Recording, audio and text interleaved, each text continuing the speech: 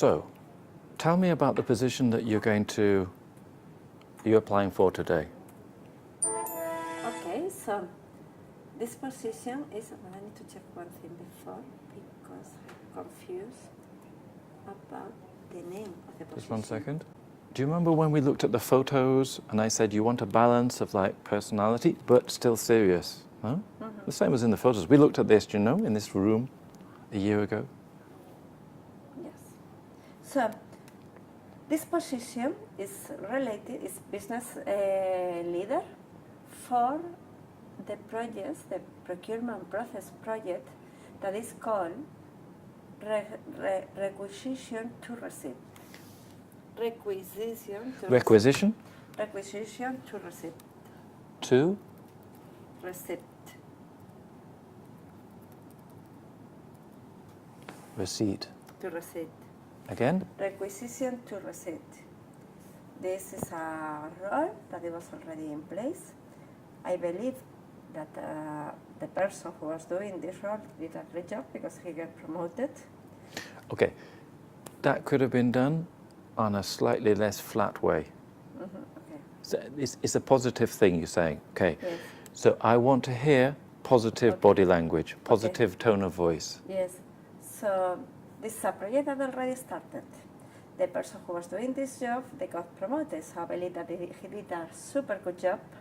And I see that the challenge for this position is to ensure in a very short period of time that I can do the same job as this person and with the same quality, and to ensure that I keeping going without to have an impact for the stakeholders and for the different affiliates that they have to implement this tool.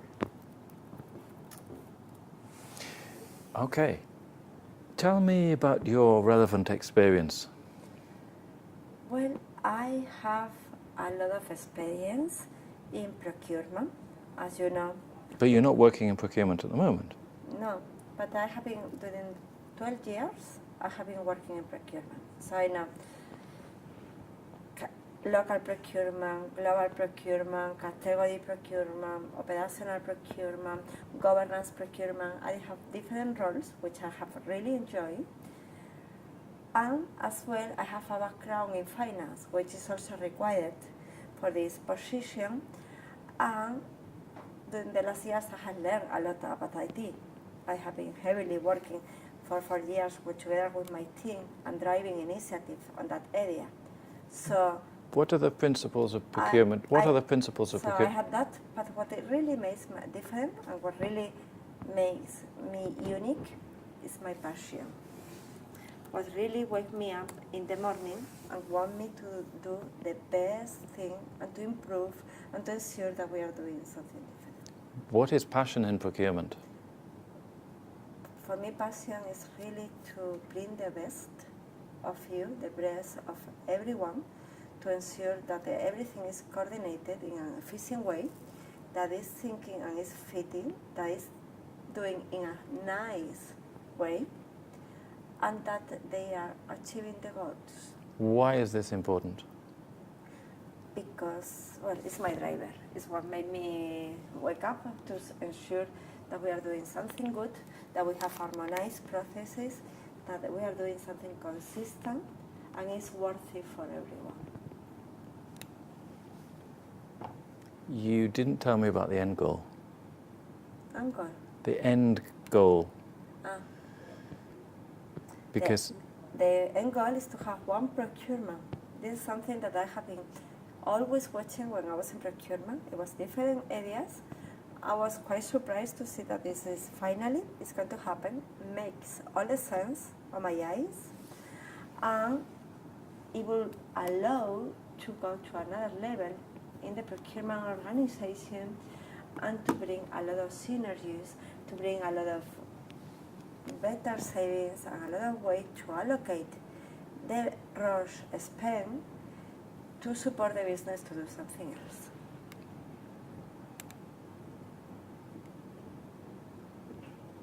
yes, in my opinion, I would like you always to refer to the general principles of Roche, which are for the patient? Because what is the principle of Roche? Doing now what the patients are doing needs. Yes, because you haven't mentioned the patient yet. In my opinion, sometimes what you do is you speak in a way that I can't see the wood for the trees. Do you understand? Because I see tree, but I can't see, what do you say, the global vision. But you're doing all this to make the patient, that his money that they spend, no, or the insurance money or the government money that's spent on Roche for the old lady, for the drugs, for the cancer, or whatever, you know.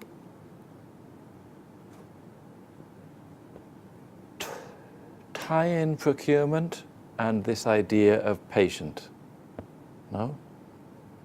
So you stopped your summary about the best ways of doing procurement, but you didn't go on to talk about the basic principle of Roche, and in my opinion, to talk about a passion for the way you do things just in sort of office terms doesn't mean much. But if you talk to me that, you know, at the end of the day, you know, this is all about giving the best possible value to the patient so that the patient gets, you know, whatever, you know. Try and bring in that human element, okay? So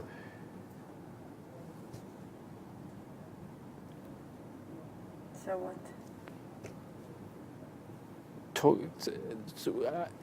Finish your answer about procurement, but tying it into the basic principle of Roche and the idea of, you know, so it's not just pieces of paper in an office.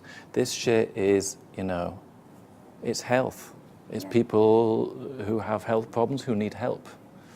So at the end of the day, it's important to have the knowledge. For me, it's important because it's my passion, and it's what makes me waking up in the morning and to bring the best.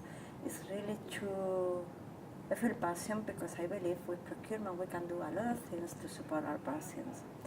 Allocated spend and to put the right spend and to have the right tools, the right processes, harmonized processes all over, really support to have to get the vision from Roche, which is support our patients. Patients.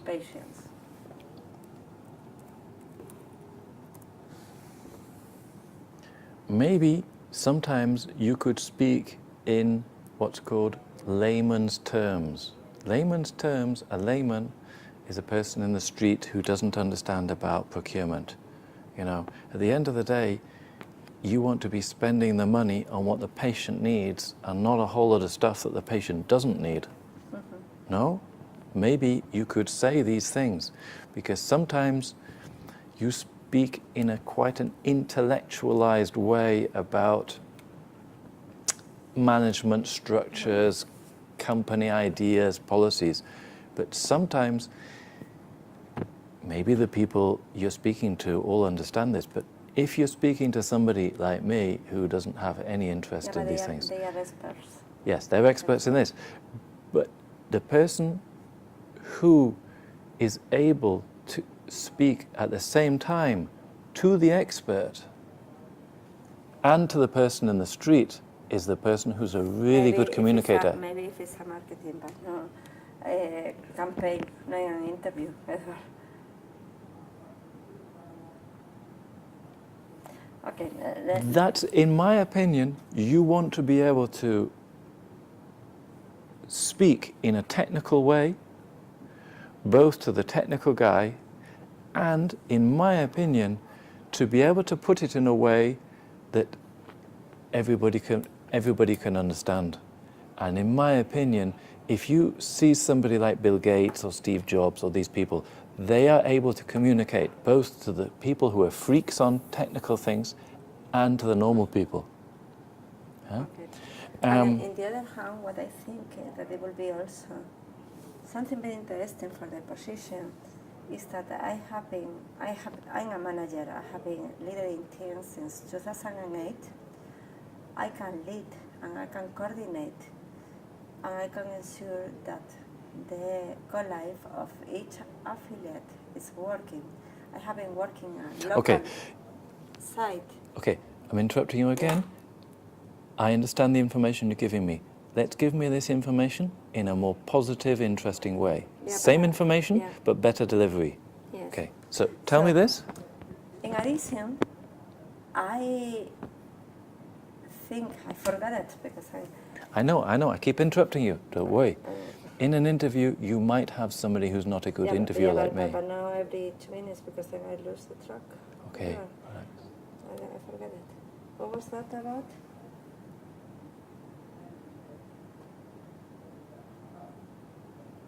What else you bring? In addition, Okay, relax, before you start, let's get positive.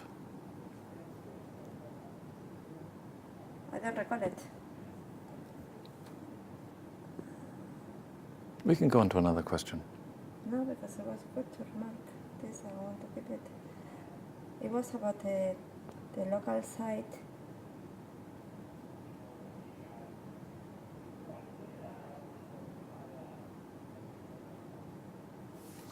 In addition, Just one second.